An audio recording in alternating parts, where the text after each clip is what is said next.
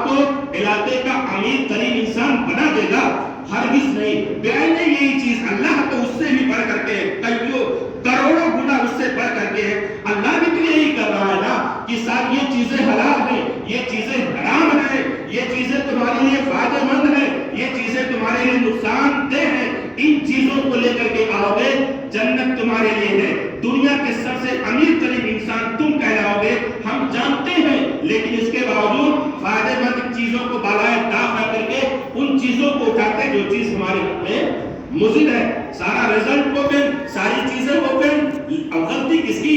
وہ اللہ رب العالمین اتنی محبت کرنے والا ایسا ایسا آفر دے رہا ہے، لیکن غلطی ہماری ہے نا۔ یہی وجہ ہے کہ لاکھ محبت ہونے کے باوجود اللہ رب العالمین اپنے بندوں کو جہنم کے اندر داخل کرے گا۔ تو اس ماہ مبارک کے اندر بہت ہی قابل مبارکباد ہے ہمارے وہ بھائی جو اس کو پا کر کے اور اس میں نیکیاں کرتے ہیں۔ اور اللہ رب العالمین دیکھیں، اگر اور آپ غور کریں گے نا تو ایک انسان کا دامن نیکیوں سے خالی نہ رہ جائے، اس کے لیے اللہ رب العالمین نے بہت سارے وسائل تیار کر کے رکھے۔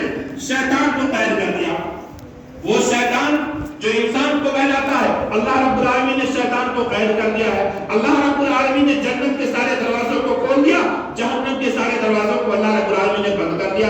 انسان سوچے تو ذرا، جہنم کے دروازے بند ہیں، یہ رمضان کی برکت ہے، جنت کے سارے دروازے کھلے ہوئے ہیں، یہ رمضان کی برکت ہے۔ اللہ رب العالمین نے جتنے بھی سرکش شیاطین تیرا سب کو قید کر دیا، سب کو جکڑ دیا اللہ رب العالمین نے، یہ رمضان کی برکت ہے، تاکہ ہمارا جو بندہ ہے نا وہ کھل کر کے میری عبادت کر سکے، وہ کھل کر کے روزہ رکھ سکے، نمازیں پڑھ سکے، زکات دے سکے، جتنی بھی عبادتیں ممکن ہیں اس سے وہ کر سکے۔ لیکن اس کے باوجود ہم نہیں کرتے ہیں، غیر رمضان میں کم پیش کرتے ہیں کہ شیطان نہیں کرنے دیتا ہے۔ رمضان میں کون سا عذر ہے؟ شیطان تو بابا زنجیر ہے نا، اس کو تو جکڑ دیا گیا ہے۔ وہ کون سی چیز ہے، وہ کون سی طاقت ہے جو رمضان میں آپ کو بہلا رہی ہے؟ وہ وہی طاقت ہے جو دل ہمارا مردہ ہو چکا ہے، جو دل جس پر سیاہ نقطہ لگ چکا ہے، یہ دل کا قصور ہے۔ غیر رمضان میں ہم اپنے دل سے کوئی اچھی چیز سوچتے نہیں ہیں، تو شیطان اگر ایک مہینے کے لیے چلا گیا نا، رمضان میں بھی اس دل سے کوئی اچھی چیز ہم سوچنے کی ہم کو توفیق نہیں ملنے والی ہے۔ جو خواستیں غیر رمضان میں بھری رہتی ہیں، ایک مہینہ رمضان کا گزر جاتا ہے لیکن وہ خواستیں ہمارے ذہن و دماغ سے نہیں نکل پاتی ہیں۔ اللہ رب العالمین نے جنت کے دروازوں کو کھول کر کے رکھا ہے۔ بہت سارے لوگ یہ کہتے ہیں، اس سے دلیل پکڑتے ہیں کہ اگر رمضان کے مبارک مہینے کے اندر کوئی مر جائے گا سیدھا جنت کے اندر جائے گا۔ وہ بات ایسی نہیں، کسی حدیث سے یہ ثابت نہیں ہے کہ اگر کوئی رمضان کے مہینے کے اندر کسی کا انتقال ہوتا ہے تو وہ جنت کے اندر جاتا ہے۔ ارے رمضان میں تو بہت سارے لوگ ایسے ہیں جو اللہ کو مانتے ہی نہیں ہیں، بہت سارے مشرک، کافر، مرتد، طرح کے ایسے لوگ ہیں جو اس ماہ مبارک کے اندر جن کا انتقال ہوتا تو کیا وہ بھی جنت کے اندر جائیں گے؟ ہرگز سے کسی بھی حدیث سے ثابت نہیں ہے کہ رمضان کے مبارک مہینے کے اندر مرنے والا شخص جنت کے اندر جائے گا۔ لوگ دلیل اس بات سے پکڑتے ہیں نا کہ جب اللہ رب العالمین نے جہنم کے دروازے کو بند کر کے رکھا، کھولے گا تو نہیں اس کو۔ عید کی نماز ہوگی، رمضان ختم ہوگا، تبھی اللہ جہنم کے دروازے کو کھولے گا۔ تو اگر رمضان کے مہینے میں کسی کا انتقال ہوا، جہنم کا دروازہ بند ہے، تو اب جہنم میں تو جائے گا نہیں، اور وہی ایک دروازہ کھلا ہوا ہے تو اسی ایک دروازے سے جنت کے اندر داخل ہو جائے گا۔ لیکن بات ایسی نہیں ہے، زندگیاں تین ہیں، ایک تو دنیاوی زندگی جس میں ہم زندہ ہیں، اور اخروی زندگی مرنے کے بعد جہاں کو پہنچنا حساب و کتاب کے بعد، اور ایک عالم دنیا، عالم برزخ بھی ہے، بیچ میں عالم برزخ بھی ہے مرنے کے بعد، اور وہ حشر کا میدان قیامت قائم ہونے سے پہلے کی جو زندگی ہے وہ عالم برزخ ہے۔ تو وہ برزخی زندگی میں آج مرا 2 سیکنڈ کے بعد برزخی زندگی اس کی شروع، قیامت کا دن آئے گا، حشر کا میدان ہوگا، تب انسان کا فیصلہ ہوگا کہ انسان جنتی ہے یا یہ انسان جہنمی ہے۔ جب حشر کا میدان ہوگا وہاں سے حالانکہ بہت ساری حدیثیں ملتی ہیں کہ انسان جب مرتا ہے، مرنے کے بعد جب قبر کے اندر اس کو لے کر کے دفنا دیتے ہیں تو وہاں پہ منکر نکیر آتے ہیں، سوال و جواب کرتے ہیں۔ اگر وہ جنتی ہوتا ہے جنت کا دروازہ کھول دیا جاتا ہے، وہ جہنمی ہوتا ہے جہنم کا دروازہ اس کے لیے کھول دیا جاتا ہے، اور قبر کے اندر عذاب ہوتا ہے۔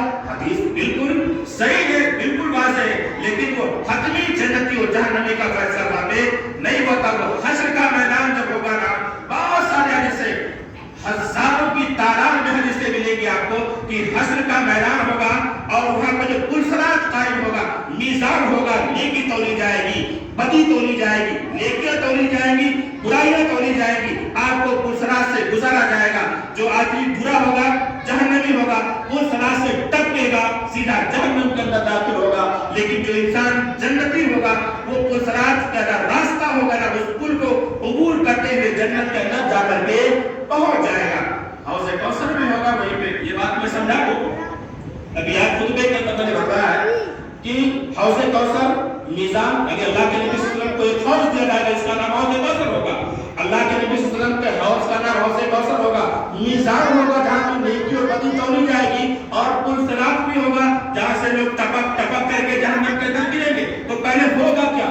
پہلے حوض کوثر ہوگا یا پہلے میزان ہوگا یا پہلے پل صراط ہوگا؟ تو غور کریں گے، اگر آپ حدیث کا جائزہ لیں گے تو سب سے پہلے حوض کوثر آئے گا.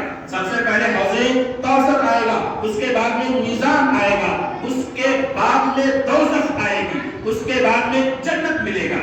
یعنی پل صراط اور حوض کوثر، میزان، جہنم، دوزخ. مان لیجیے میدان محشر یہ مسجد آپ کی ہے، مدرسہ آپ کا، وہاں تک اگر راستہ طے کرنا ہے، راستے میں آپ کو حوض کوثر ملے گا. نکلیں گے آپ کو حوض کوثر سے اللہ کے نبی صلی اللہ علیہ وسلم پانی پلائیں گے.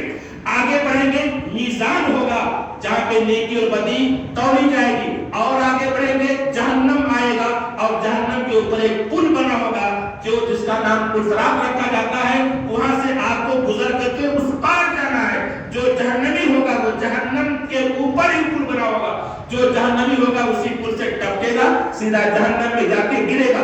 جنت اس کے بعد ہوگی. جو جنتی ہوگا اس پل کو عبور کرے گا، پار کرے گا، پھر جا کر کے اس کو جنت دیدار ہوگی، جنت اس کو نصیب ہوگی. یہ اس کی ترتیب ہے. حمص یاد رکھے گا، اے میم صاد یاد رکھیں گے. بات کی رہے گی حمص، ح سے مراد حوض کوثر، میم سے مراد میزان اور صاد سے مراد پل صراط. حمص، ح سے مراد حوض کوثر، میم سے مراد میزان اور آخر میں صاد سے مراد پل صراط. یہ ترتیب ہے اس کی. تو میں عرض یہ کر رہا تھا کہ اللہ رب العالمین نے سارے وسائل اس ماہ مبارک کے اندر ہمارے لیے کھول کے رکھے ہیں. انسان جس بھی انداز میں چاہے نا وہ نماز پڑھے گا، ایک نماز کا کئیوں گنا نماز کے برابر ثواب. روزہ رکھے گا، اسی فضیلت میں نے آپ کے سامنے رکھ دی. اگر کوئی صدقہ خیرات کرنا چاہے اس مبارک مہینے کے اندر، یہ اللہ رب العالمین نے یہ بھی سبب اس کے اندر پیدا فرمایا ہے کہ اگر کوئی ایک دانہ بھی اس مبارک مہینے کے اندر اگر صدقہ کرتا ہے تو وہ 10 نہیں، 70 نہیں، 700 گنا اللہ رب العالمین اس کو بڑھا کر کے اس کے نام اعمال میں درج کرتے ہیں. اور صدقے کے بارے میں بہت سارے حدیثیں ملتی ہیں کہ آج اگر کوئی ایک رائی کے دانے کے برابر میں کوئی صدقہ کرتا ہے نا، اگر وہ صدقہ مقبول ہے، اللہ کے یہاں جب وہ پہنچتا ہے تو اللہ اس کی پرورش کرتا ہے. تو صدقے کی اللہ پرورش کرتا ہے. جیسے ہم آپ اپنے گھر پہ ایک بکری کے بچے کو، جو بچہ گھر پہ پیدا ہوتا ہے اس کو ہم پالتے ہیں، ایسے ہمارے ذریعہ کیا گیا صدقہ اللہ رب العالمین اس صدقے کو پالتا ہے. ایک رائی کے دانے کے برابر میں کیا گیا صدقہ اللہ اس کی پرورش کرتا ہے. پرورش کرتے کرتے ایک دن ایسا آتا ہے کہ ایک عظیم پہاڑ کے برابر ہو جاتا ہے. یہ اللہ کی شان ہے. اللہ اپنے بندوں پر اس قدر مہربان ہے. لیکن ہم مسلمان ہیں، ہم انسان ہیں کہ اس سے بے پناہ بے انتہا کوس و دور اس سے ہم بھاگے جا رہے ہیں. تو مسلمانوں اب دیکھیے گاؤں میں اتنے ہی تو مسلمان نہیں ہیں، تراویح میں تو بہت سارے مسلمان رہے ہوں گے،